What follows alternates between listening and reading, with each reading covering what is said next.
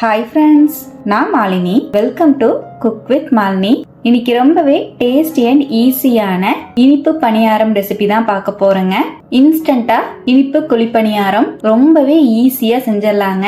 ஒரு 10-15 நிமிஷம் இருந்தாலே மாவு ரெடி பண்ணி டக்குன்னு ரெடி பண்ணிடலாம்.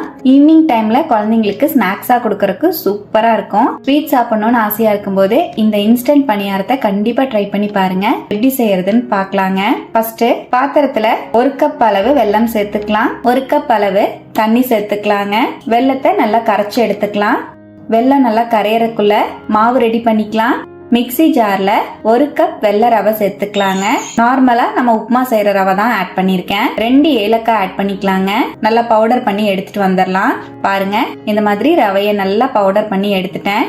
இதோட 1/2 கப் அளவு கோதுமை மாவு சேர்த்துக்கலாம். நல்லா அரைச்சு எடுத்துட்டு வந்துடலாம். இப்ப ரவை கோதுமை மாவு எல்லாத்தையும் சேர்த்து நல்லா அரைச்சிட்டேன். பாருங்க, இந்த அளவுக்கு நல்லா பவுடர் பண்ணிட்டு இப்ப அரைச்ச மாவை பவுல்ல ஆட் பண்ணிக்கிறேன். இப்ப இதே டைமிங்ல நம்ம வெல்லமும் பாருங்க நல்லா கரைஞ்சிருச்சு. வெல்லம் நல்லா கரைஞ்சு வந்ததுக்கு அப்புறமா கரைச்ச வெல்லத்தை நம்ம ரெடி பண்ணி வச்சிருக்கிற மாவோட வடிச்சிட்டு சேர்த்துக்கலாங்க. தூசுக்கல் எல்லாம் இருக்குங்கிறனால வெல்லத்தை வடிச்சிட்டு ஆட் பண்ணிருக்கேன். இப்ப மாவோட வெல்லத்தை சேர்த்து நல்லா மிக்ஸ் பண்ணிக்கலாம். கட்டி எதுவும் இல்லாத மாதிரி நல்லா கலந்து விட்டுக்கலாங்க. பாருங்க, நல்லா கலந்துட்டேன். நம்ம வெள்ளை கரைசல சேர்த்ததுக்கு அப்புறமும் மாவு நல்லா கெட்டியா இருக்கு. நமக்கு இன்னும் கொஞ்சம் லூசா வேணும். அதுக்காக 1/2 கப் அளவுக்கு பால் சேர்த்துக்கலாம். ஒரு பிஞ்ச் அளவுக்கு உப்பு சேர்த்துக்கலாங்க. பாலுக்கு பதிலா நீங்க தண்ணி கூட சேர்த்துக்கலாம். பால் சேர்க்கும் போது பணியாரத்துக்கு நல்ல ஒரு டேஸ்டும் சாஃப்ட்னஸும் எக்ஸ்ட்ராவா கிடைக்கும். இப்ப பாலையும் சேர்த்து நல்லா மிக்ஸ் பண்ணிட்டேங்க. மாவு இன்னும் கூட கொஞ்சம் கெட்டியா தான் இருக்கு. நம்ம ரவைங்கிறனால ஒரு 5 நிமிஷம் ஊற வச்சுட்டு தான் செய்வோம். ரவை ஊறி வரும்போது இன்னுமே திக்காகும். அதனால எக்ஸ்ட்ராவா நான் மறுபடியும் ஒரு 1/4 கப் அளவு பால் சேர்த்துக்கிறேன். நல்லா மிக்ஸ் பண்ணிக்கலாம். இப்ப பாருங்க, நல்லா மிக்ஸ் பண்ணிட்டேன். இந்த அளவுக்கு மாவு ரெடி பண்ணிக்கோங்க. இந்த அளவுக்கு இருந்தாதான் கரெக்டா இருக்கும். இப்ப மாவை நல்லா கலந்துட்டு இதோட 2 டீஸ்பூன் அளவுக்கு வெள்ளை எள்ளு சேர்த்துக்கலாம். வறுத்த எள்ளு சேர்த்துக்கோங்க. நல்லா மிக்ஸ் பண்ணிக்கலாம். இப்ப நல்லா மிக்ஸ் பண்ணிட்டேன். இதோட ஒரு பிஞ்ச் அளவுக்கு பேக்கிங் சோடா ஆட் பண்ணிக்கலாம். நல்லா மிக்ஸ் பண்ணிக்கலாம். பேக்கிங் சோடா, குக்கிங் சோடா எது வேணாலும் நீங்க சேர்த்துக்கலாங்க. நம்ம இன்ஸ்டன்டா பணியாரம் செய்யறனால பேக்கிங் சோடா சேர்த்திருக்கோம். நல்லா மிக்ஸ் பண்ணிட்டு இப்ப அப்படியே மூடி வச்சிடலாம். ஒரு 10 நிமிஷம் ரெஸ்ட் இருக்கட்டும். பாருங்க, நம்ம மாவு ஒரு 10 நிமிஷம் ரெஸ்ட் விட்டுருந்தேன். நல்லா கலந்துக்கலாம். மாவோட கன்சிஸ்டன்சி பாருங்க, இந்த மாதிரி இருக்கணும். சப்போஸ் உங்களுக்கு ரொம்ப கெட்டியா இருந்தா கொஞ்சமா பாலோ தண்ணியோ மிக்ஸ் பண்ணி நல்லா கலந்து எடுத்துக்கோங்க. இப்ப நம்ம மாவு ரெடியா இருக்கு. பணியாரம் ஊத்திக்கலாம். பணியார கல்லுல நெய் நான் சேர்த்துக்கிறேன். நெய்யோ எண்ணெயோ எது வேணாலும் நீங்க சேர்த்துக்கலாங்க.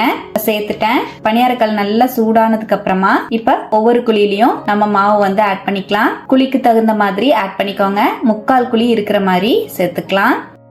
இப்ப எல்லா குழியிலையுமே நான் பணியார மாவு ஊத்திட்டேன். மீடியம் ஃப்ளேம்ல வச்சு பணியாரத்தை சுட்டு எடுத்துக்கலாங்க.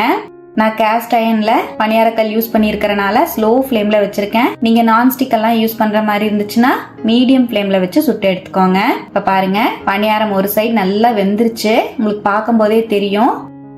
அப்படியே மெதுவா திருப்பி போட்டுக்கலாம். இப்ப 2 சைடுமே நல்லா திருப்பி போட்டுட்டு 2 சைடும் நல்லா இந்த மாதிரி செவந்ததுக்கு அப்புறமா வெளியே எடுத்துக்கலாங்க.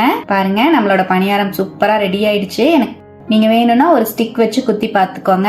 மாவு உள்ள வேகாம இருந்துச்சுன்னா கொஞ்ச நேரம் வேக விட்டுட்டு எடுத்துக்கோங்க. நம்மளோட டேஸ்டியான இன்ஸ்டன்ட் ரவா பணியாரம் சூப்பரா ரெடி ஆயிடுச்சுங்க. செம்ம சாஃப்டா இருக்குங்க. வீட்டுல டக்குன்னு ஸ்வீட் செய்யணும்னாலோ குழந்தைங்களுக்கு ஈவினிங் டைம்ல ஸ்நாக்ஸ் கொடுக்கணும்னாலோ இந்த மாதிரி ட்ரை பண்ணி பாருங்க.